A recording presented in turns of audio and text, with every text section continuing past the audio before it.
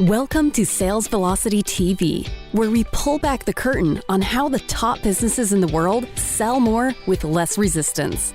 Bringing over 50 plus years of combined sales experience and over 100 million in revenue generated, please welcome the hosts of Sales Velocity TV and two incredibly entertaining gentlemen, Andrew Cass and Aaron Parkinson.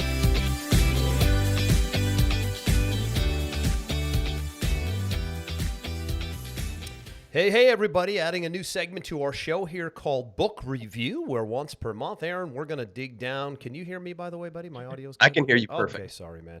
We're going to do a little book review. I love this new topic. Aaron's idea, giving him full credit. He said, hey, once a month, let's let our viewers dig in and hear what we're reading. Doesn't matter what the topic is. This one today is going to be on sales, and then we'll dissect it because you and I together come across a lot of books. We know a lot of authors. I'm a big reader. I prefer to read than watch. I know there's a lot of Netflix people that like to watch Netflix for like 30 hours a week. I'd rather read for 20 hours a week. I like good old-fashioned physical books. By the way, this is the book review of the day. Aaron, can you see that? I sure can. This is the Ultimate Sales Machine. It is the second best book in the world on sales behind mine called Sales Velocity. No, I'm kidding. This is actually the best book in the world on sales. Mine is not even a close second, to be honest. It's good. Sales Velocity, my book, is good. But the Ultimate Sales Machine, I feel, is like the sales Bible. And I want to unpack it because it's such a valuable resource that you can keep coming back to. It's not a one-time read. It's a guide. It's a handbook on building sales machines. And, of course, that's the topic of the show. Aaron, quick story on the book. So what I do with this book is anytime we bring a new certified partner into the Pipeline Pro community, somebody who's certified on our software who can go out and sell it globally, a new program for us, I send them this in the mail. Physical version in the mail. My team and I send it because it is the very best book. Anytime you want to build something that needs to have a sales process behind it, I look at these guys and gals as global consultants. If you were going to build an agency, if you were going to build a consulting or coaching practice, if you were going to build a brick and mortar business, doesn't make a difference. This book becomes your guide. And the one thing that stands out the most, and we'll talk about it here in detail today, is the Ultimate Sales Machine coined two concepts. Concept number one is they coined what they call education-based marketing, right? A blueprint here, everybody, on how to build an education, information-based sales process that completely informs, educates, teaches, and just builds value so that by the time they learn this thing, you are the automatic next step chosen expert they'll go to. Very few businesses take the time to walk that back. They just want to sell quickly. And you and I talk quite a bit about slowing down the sales process and building value. This is the guide on how to do that. Secondly, I think it was Chet who coined the Dream 100 concept, where if you go out and find 100 ideal prospects in your niche, and you build a plan around just those 100. You don't get caught up with all the social media, all the different forms of media. You don't get shiny ball syndrome. You just say, if I could wave a magic wand and there were 100 dream clients or prospects I could have for my business, here's the list. That's what takes the most time is the list. And then he lays out a shock and awe, multimedia, multi-step, online and offline approach to getting in front of them. And it is really, really entertaining and very effective. And we're going to talk about, I think, those two core concepts today. There's more, but those are the big two that stand out in that book, Aaron. I don't know if you knew that. I don't know if you've read this, but I've read it probably 3 times. It's dog-eared, highlighted, stick-tabbed, whatever else I can do to it. It's my guide. This is one of those books that I have had people almost verbalize the entire thing to me over time, and I've never actually read myself. I'm going to have to. You're fired as the co-host of Sales Velocity. But at the same time, it's unacceptable.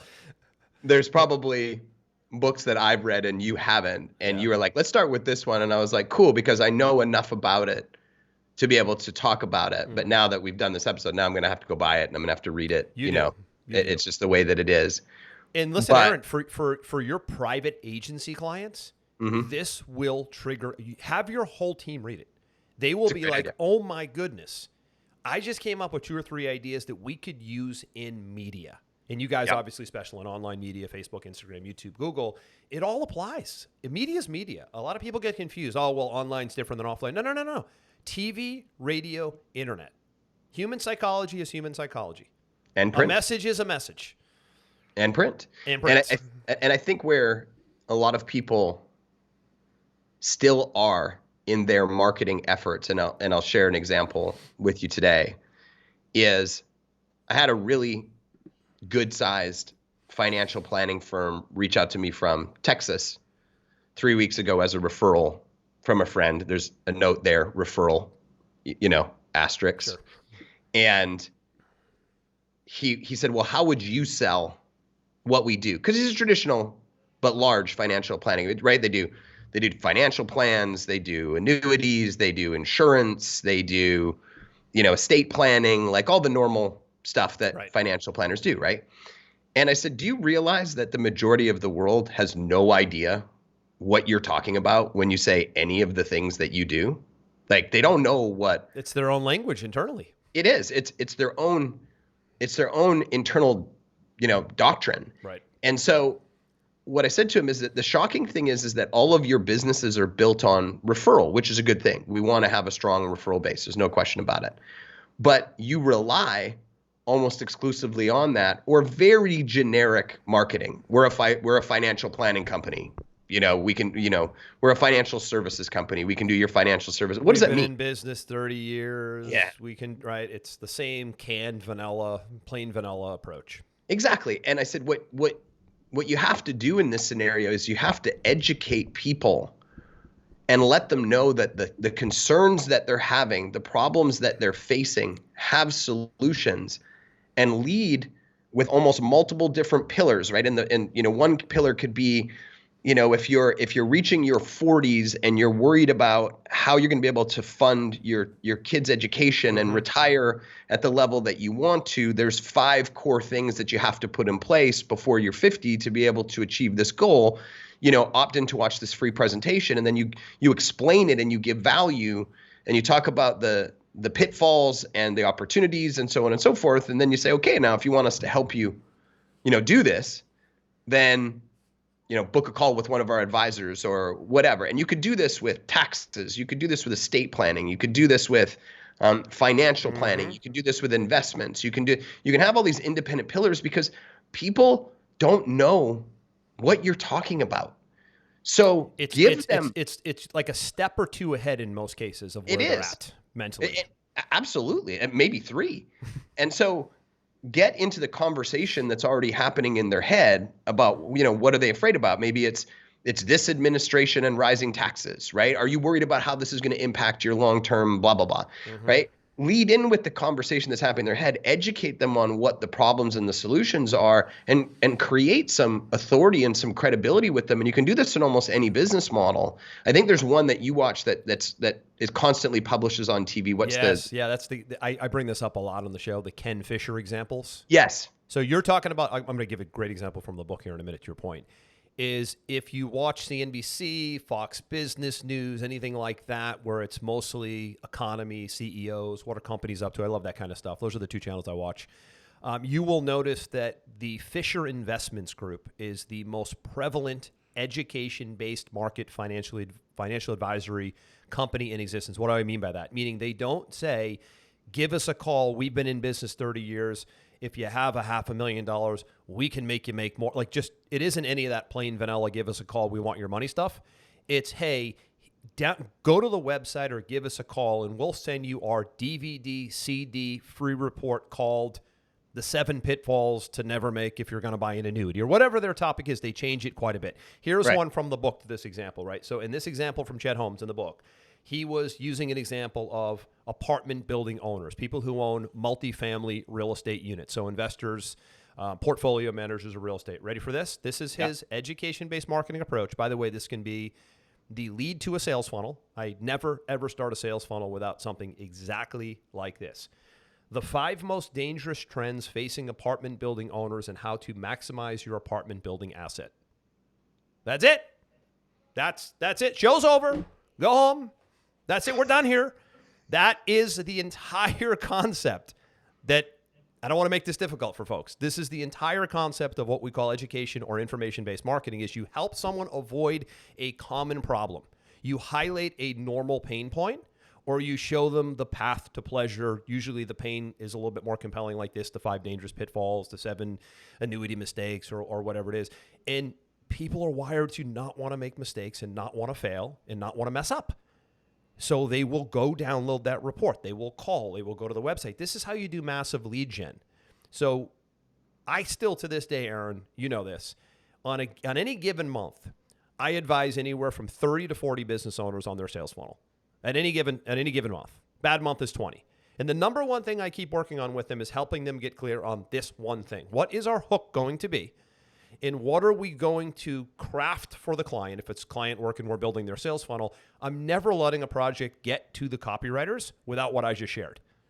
What is the pain? What's the hook? What is the hook? What are the 5 or 7 or 3 or 10 things that we can help somebody avoid or show them how to do, or and it doesn't matter what business it's in. That's education-based marketing. That's the ultimate sales machine. Because what you do is you put yourself in a position to do lead generation and make sales, not just you put yourself in a position to make sales. So the novice business owner just wants to make sales, and what they do is they keep running up against resistance. Right. What is the theme of the show? How to sell more with less resistance. How do you do that? You do that with education-based, information-based marketing by slowing down the sales process, putting information, education, and value on the front, letting that take its course, and you meet almost no resistance then when it comes time to sell, because in that example for the apartment owners, they will most likely download that report, go through it, get the information they need. And of course, that company, if they're smart, will say, if you'd like to meet with one of our advisors so that we can put a plan in place to do this, manage this, whatever they're offering, that's designed to get appointments. It's designed to get conversations, and it works wonderfully, but it is not easy to craft. Well, and I want to add to that because some people might not understand the additional power of what we're talking about. And maybe there's another area in Chet's book that you can reference that can support this. One of the he's not a client of mine, but he's a joint venture relationship that I work very closely with. He went from 0 to $30 million a year in revenue in 3 years.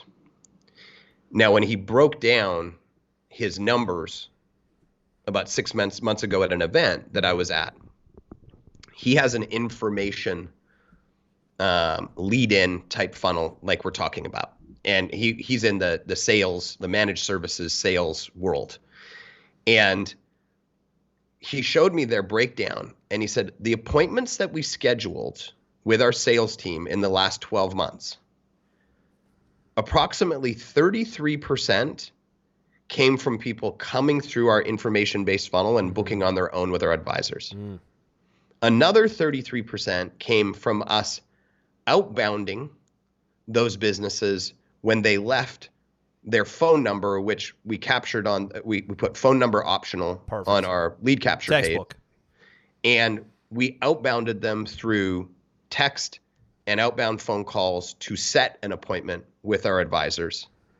And approximately another 33% came from long tail email nurturing series where we explained more about what we do, the benefits of working with us, the pitfalls of not working with us, case studies, testimonials, so on and so forth. So we said, out of the $30 million in revenue that we did, if we had just led with information on its own, we would have only done $10 million in revenue. But because we had this multi-follow-up process in place, because we did capture the phone number, because we did capture the email, because we did have a team in place to put these elements to work, we did $30 million instead of $10 million in revenue. That and it would be is really a easy for the amateur. phenomenal example. Yeah, and it would be really easy for the amateur to just go, well, if I even do one thing, I'm better off than doing nothing. And you'd be right. You'd be 30% right. You'd be 30% right. But if you actually craft this in a way where you're hitting it from multiple places, there's so much more free money that's on the table because of the elements that were put into place. $30 million got from 0 to $30 million a year in 3 years. And it's because he understood the power of lead with information, and that not everybody is going to take action the way that you want. So we have to get them to take action in other multi-step follow-up processes that are in play. That's genius. I mean, we could stop right here, right? You know that you've got the 3 pillars right there of any successful sales machine. The ultimate sales machine is just that. But the front end piece. So Aaron, your pillar number 2 and 3 can't take place without crafting the number 1. The number 1 is the biggest holdup of all. Well, and let's use math to support what you're saying right there. The average corporate website, and I know because I run traffic all day long, 10 million a month in ad spend. If we send you guys had YouTube, a bad month. I thought it was like 13, 14 million. Maybe I'll get there when I'm really pumping you up today, man. I got to tell you. So let's say I create a YouTube ad for a business, and we create the ad and we create some compelling interest, and we just drive it to their corporate site. And when I say corporate site, I mean traditional site, who we are, about us, products that we offer, contact us, blah, blah, blah, blah, blah, which everybody has to have. Don't get me wrong. Your brochure online. The average conversion rate to a site like that is 1.6%. 1.6% of people will give you some information or call you or buy your product or something, right? So it's 1.6%.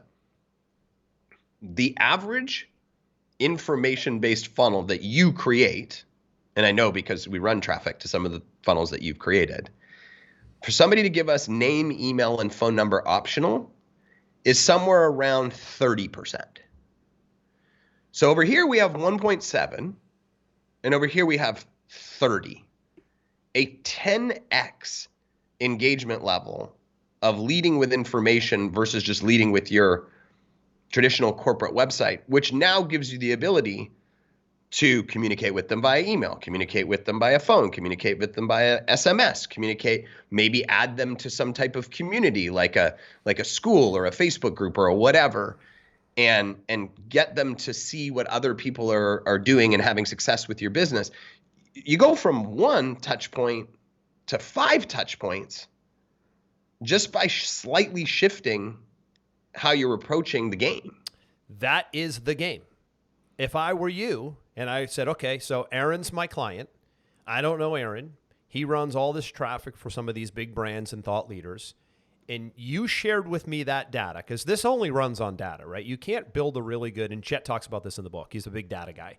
You can't really run a good education-based marketing funnel without really good data like you just gave. 1.6% versus 30% on average, let's say. So I might build a message around that for you to get more clients that says something like, did you know the average website owner only converts 1.6% of their visitors? So that could be like a pre-headline. That's a jarring. Anybody that thinks that's good, just you're not my prospect. If you think, oh, great, I'm doing great. No, that's a disaster, okay? Here are 5 things you can do now to take your 1.6% conversion rate to 27.2% in 5 easy steps or whatever the heck it is. I'd have to sit down and think about it for 10 minutes. Absolutely. And all of a sudden, holy moly, I'm an agent. I'm an agency, let's say, that drives traffic for clients. I'd want to know what those 5 things are, because how do I get from 1.6 to 27.2, whatever that number is, right? Absolutely. So here's what that does. If you're my prospect and you walk away from that message, you actually don't walk away easily. You really think long and hard about, am I in a position to not get that data? Am I too smart for the room? Am I really that good that I can't put my name and email in to at least see what this report? Maybe there's something if there's one nugget I can get here, do I owe it to myself to get it? Do you see what I'm doing here? I'm eliciting a psychological response that almost makes somebody feel a little bit guilty for not getting the information. Now, if you're hyper-targeted and you know your audience well, and I know you know how your business works well, I would craft something like that, and I would have anywhere from a 20 to 40% conversion rate, only because if the right message to market match, the audience is right, the messaging is right, and you put that ad in front of those people on Facebook, you run those ads on TV, whatever you do, it's really difficult for someone to walk away and think that they don't need that info if done right. So now you're in an environment where, holy moly, we're generating a boatload of leads right now. We weren't in that position 2 months ago in this case, right? Well, and you think about I think sometimes people get pigeonholed on their own business and say, well, that wouldn't work for my business. Well, that's the cognitive dissonance kicking in, right? It's a knee-jerk reaction, and it's really an excuse to not have to pursue the information.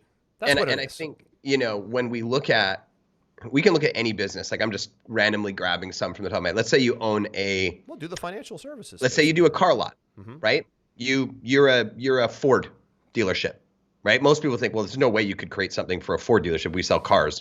People come in, they buy the car, we do the thing, right?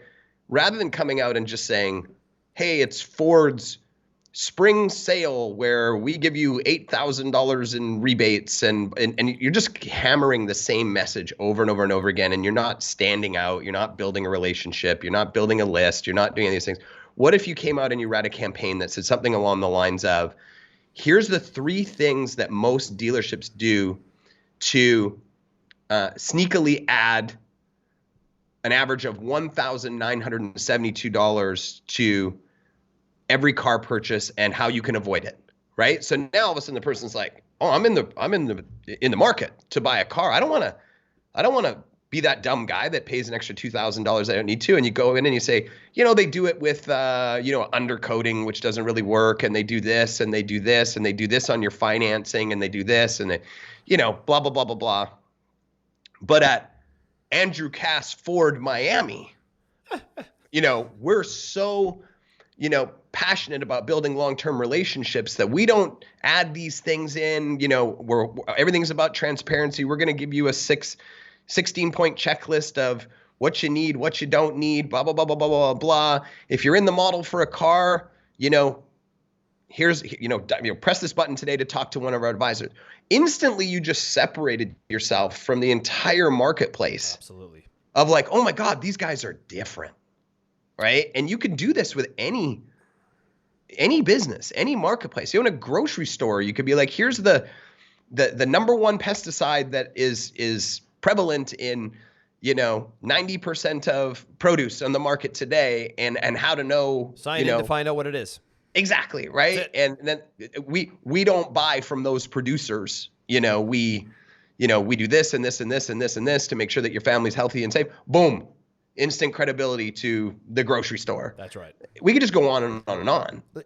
I don't think you have a choice today, right? You have to have, to your point, the corporate website, which is information about you. But if you don't go down this second path, which is the information education-based sales machine approach, you will constantly run up against low conversions at the website. And most likely, if that's you and you're like, yeah, that's me, I really don't have the strategy in place, you probably don't have a lot of deal flow, and you're probably a referral-based business that gets deals once in a while.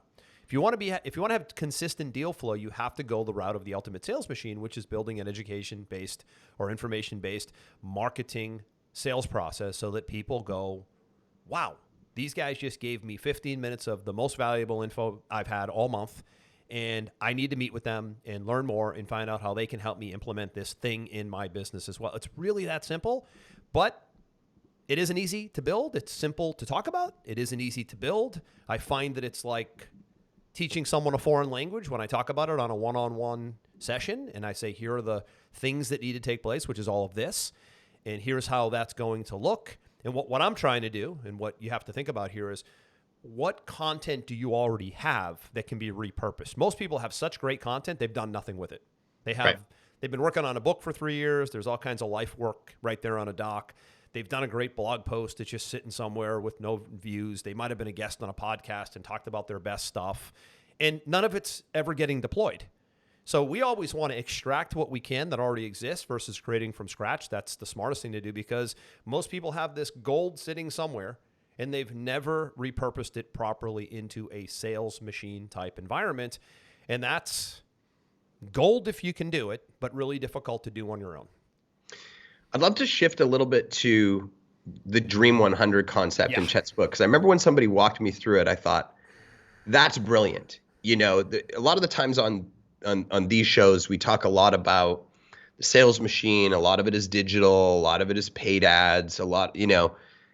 If I remember correctly in this book, they had a brilliant 3-step process to emailing or mailing and then phone call and breaking through to their Dream 100, which literally costs, little to nothing to implement. And many of our viewers and our listeners could implement this tomorrow. Yep, true. Can you talk through that a little bit? Yeah, it's a physical mail play, actually. So let's say, Okay. I'll give you an example. So I did this with a client in my mastermind group about 3 years ago. So his audience, rather use a real life example, right, where I've implemented this. So his audience was, I think, charter schools in South Florida. Charter schools. Okay. Kind of a cross between public and private, right? And what he wanted to do was he wanted to help the charter school audience, I think, get more exposure or help them build a YouTube. They didn't have a video. He wanted to go in and do video work for them because obviously when you see kids in action in schools, it's really a good selling component, third-party validation, testimonials, all that good stuff. So he was going after them with hey, we can work for you monthly to build your video presence and your YouTube channel, and that all helps enrollments. That kind of a thing, right? Sure. So the Dream 100 concept would be, okay, let's identify the 100 target schools in South Florida. Easy to do, schools everywhere, huge population, no problem. He did that, right? So that's number one. Who would be these Dream 100, okay? Now, the process was FedEx package. You could do priority mail for $5, which takes 3 or 4 days. You don't have to do a FedEx for $30, so don't get all crazy about the FedEx. You could also do a 3-day FedEx for $12. It doesn't have to be immediate. It isn't 911. But when a FedEx package or a priority full-size package shows up in the mail, that's not getting tossed. It's never getting tossed. You got to sign for it, which also gives you the I don't know if I wouldn't do signature, but that's a different strategy. But you could. Because then you'd be notified and you'd have your timeline locked in. You could actually, right? So FedEx priority package arrives. It's a letter basically stating all of this. Hey, if we could show you 5 things you could do to increase enrollments, and a lot of it has to do with video, whatever, again, it all stems back to the messaging, right? And the apartments example a second ago could have been you mailing these real estate apartment owners about, right, the things they can do to increase profitability. It could be you mailing the financial advisors for them to talk about the things they can do to help somebody choose annuities. It doesn't really make a difference. Right. You could literally have the top headline of the package say, did you know that charter schools in Florida that have over 100 YouTube videos showing the experience of their students enroll 40% more students on average than anybody else? There's right your data. there, bang. Boom, there's your data. So again, to your point, in Chet's book, it's all about where is that market research data that he says, I think, hit someone between the eyes. There it is, right?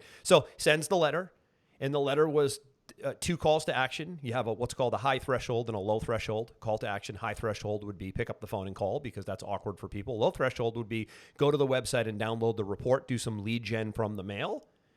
Some people are, I want call, get it now. Others are like, I'm going to take my time and go through the back door and get the report. And I'm a little more analytical. I'm going to digest it. 2 calls to action, very important. Again, high threshold, low threshold. And then what that did for him is it created, I don't remember how many calls, maybe 7 or 8, but he put 2 clients on retainer. So out of the 100 or 80 that he mailed, and out of the 7 or 8 appointments he got, you can do the math. Doesn't sound like a lot, but he's putting people on a multi-$1,000 per month retainer, and I think he got 2 deals on that one mailing. That's one little micro mailing. Now, what did he do behind the scenes? He mailed, but since he has the information, he was able to call and email as a follow-up as well for those that didn't. To your point earlier, there's 3 pillars here. There's the actual offer, there's the outbound on the offer, and then there's the email autoresponder campaign, they're nurturing follow-up. over time. Hey, I'm checking in again. You got my package last week. So you can build a long form or a long process autoresponder that goes in behind that, for example, when they opt in, naturally they're going to get it. But you could also build an autoresponder that goes out that you manually trigger. Let's say, for example, the mail hit on a Wednesday. Let's start the autoresponder and have email follow up on that automatically while we have our internal people make phone calls. Now you have FedEx package has landed. Emails have gone out. Maybe we send out 5 in 10 days following up on the package, reiterating value. And then there's a phone call or 2 that says, hey, we want to see if you got it. Did you have questions? Do you want to meet with an advisor? You have a multimedia machine right there. And you started with, here are the 100 schools I'd like to target. Here are the 80 financial advisors I'd like to target. Here are the 100 fitness trainers I'd like to target, replace your industry. And I think the big part that he goes into in depth in there, because I've had many conversations with people around it, is that it back in the day, and it still happens to a degree, there was a lot of cold calling. Yeah. And just cold calling and saying, hey, can I speak to the manager about what? I want to talk to them about adding a YouTube channel, because it'll dramatically impact enrollments. It's a very hard, cold entry point, often going to face a significant amount of rejection. Right. but following up with them and saying, hey, this is Andrew from XYZ, charterschoolgrowth.com. I'm just calling to see if you got the package that we shipped you last week. That is a completely different opening to your conversation than, hey, I'm here to pitch you.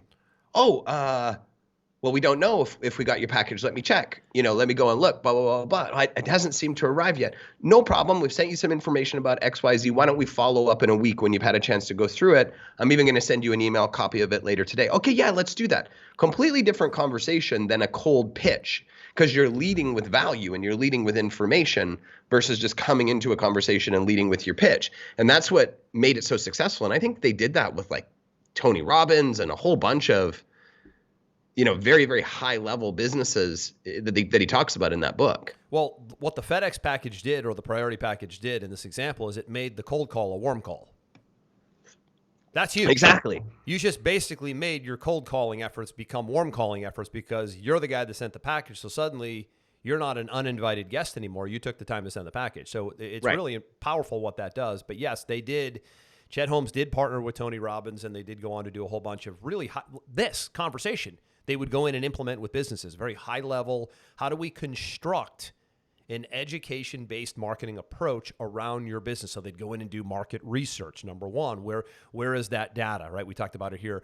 They'd go in and do market research. They'd help them with the Dream 100 list. They would do we do all this for our clients inside of Pipeline Pro. When somebody becomes what we call a custom conversion system client, we spend 8 weeks with our people, led by me, going through this very exercise so that somebody has this unique, different approach to going after the audience, which is, again, the education-based, information-based marketing approach. But it's something that really has to be pulled out of. It's really difficult to do yourself unless you're a copywriter or you're a really good direct response marketing wizard like we are, because we've been doing it for 2 decades. But if you're not that, and you've only really been in this game of marketing and advertising for a year or two, or you're really just bringing your business online or on TV or on media for the first time, there's no possible way you can just show up and do this by reading a book. You could take a crack at it for sure, but the time it will take would be astronomical that could be condensed by having people do it for you or with you. I want to share another example of how powerful this one methodology is. I was going to an event. You might have been at the same event with me, actually, now that I think about it. And it was in California, in San Diego, about 10 years ago. And I was sitting at my house and a piece of mail arrived, and it was big. And I said, what the heck is this? And I opened it up, and it was Jordan Belfort's pre-release of The Wolf of Wall Street, which was turned into a very successful movie, obviously, with Leonardo DiCaprio, and I think Scorsese directed it and whatever. And all the letter said was something along the lines of, make sure you read this before you get to the event. And I'd never heard of the guy, didn't know anything about him, but I said, well, it says I should read it before I get to the event. So I read it. I laughed hysterically for the next month. Very entertaining book. Very entertaining, absolutely ridiculous and way out there. And I got to the event. Book was better than the movie, by the way. Yeah. It always is. But it just said, it didn't say like, hey, this guy's coming. Hey, this guy's going to be a speaker. Hey, you should do this for homework. It just said, here's this free copy of this book. Make sure you read it before you come to the event. So I did. And then I went to the event, and sure enough, Jordan Belfort came on stage and he did a presentation on sales. And then he pitched his sales coaching program, which I think at the time was like $7,000 or something like that. And I bought it. There is zero chance I would have bought that sales coaching program that I went through, which was quite good, by the way. There is zero chance I would have just from seeing him on stage. I know myself. But reading through his book and reading through his story, his training methodologies, his wild life, his overcoming his issues with the law, like all of that stuff. By the time I got there, I felt like I knew him at a core level. And so when he made that pitch, I was like, yeah, this is a no-brainer for me. Absolutely. I'd like to spend a year learning from this guy. Frank Kern, who put that event on, if you forgot. That's right. Is one of the most brilliant pioneer internet direct response marketing copywriters of all time. Really, really good guy, and been in the game a long time. That was a deliberate seeding job that worked for you, where they seeded the speaker with a book, story, information so that when you got there, you were essentially pre-sold. Right. And obviously, Kern did a huge 50-50 rev share on however many hundreds of thousands of dollars or millions of dollars they made from stage at that event. But I do remember that. But that's interesting that that was it for you. For some people, they're impulse buyers. They would have bought because they love what they heard. But there's absolutely no doubt they bumped conversions big time by putting the book in the mail and having it show up prior to you being at the event. And not just a day before. It was weeks before. So you had time. All of this was very well thought out. It's the same concept. It was an information, education-based positioning approach that brings the walls down and opens the door for you to be more receptive. Right. They reduce the friction of the sales process with me specifically. And let's look at the math of what that would have taken. I think it was about 200 people. I think so. At that event. So let's say the cost of the book and mailing, let's go high. Let's say it was $20 per unit. Okay. So $20 times 200 people, was that $4,000? $4,000. Coaching program was around $7,500. Let's say they sold 20% of the room. Well, they only needed to make one sale exactly to be in the profit. So the one guy that bought, that wouldn't have bought without it, let's say it was me, they were already in the positive. And I know that at that event, out of those 200 people, I feel like there was about 20% of the room that bought that program. So let's say 40 people times $7,000, $280,000. Right. And most people don't have the foresight. They're playing scared. Right. Oh, I can't give all this stuff. They're just playing it safe, really. Yeah. They're playing scared. Yeah. And I played poker for a living for a couple years because I thought it would be a fun life to live, and it wasn't. It's a miserable, grueling, awful. What could go wrong with spending my nights drinking alcohol and playing cards till 4 a.m. as my little kids are growing up? I didn't drink while I was playing, but because you were a calculated player, but you were still out till 4 a.m. playing. Yeah, I mean, I made money at it because I treated it like a business, but it's a long, not a lot of sleep. It's a miserable life, so on and so forth. But who you're looking for is you're looking for scared money at the table, because they're the ones that are going to make decisions based out of fear instead of math. And a lot of businesses are playing with scared money, and they're not playing to win. And so they could have looked at that and said, guys, this cost us $4,000 to send this book out to everybody. We're not doing that. That's crazy. How could you think of zero thought to the long game?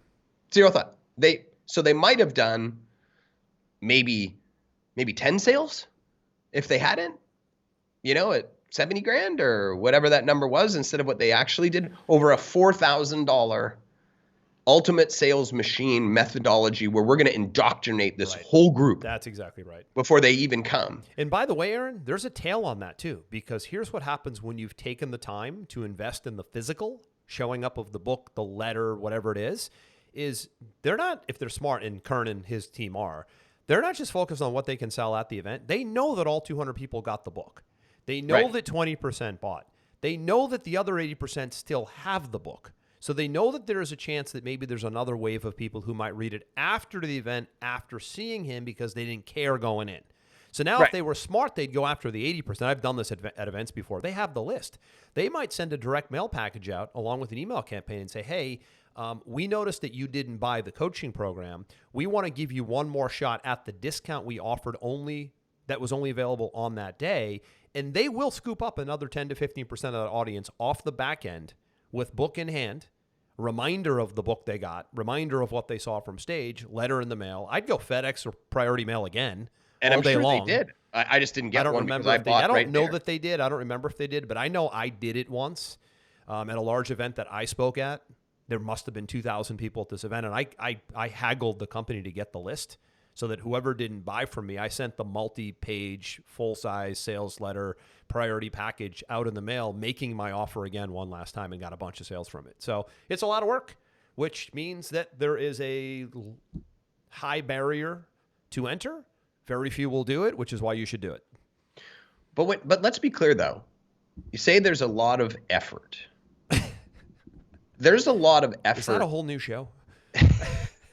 Well, first off, anything that's good requires effort. Anything that's easy doesn't work. So let's just assume that what you're saying is correct, and it is correct. There's you got to set up processes and messaging and follow up and systems and people and all of these things, right? But once you set it up, the key word in that title is machine. You don't build a machine every week. You build a machine to air condition your house, and you plug it in and it air conditions your house for 10 years.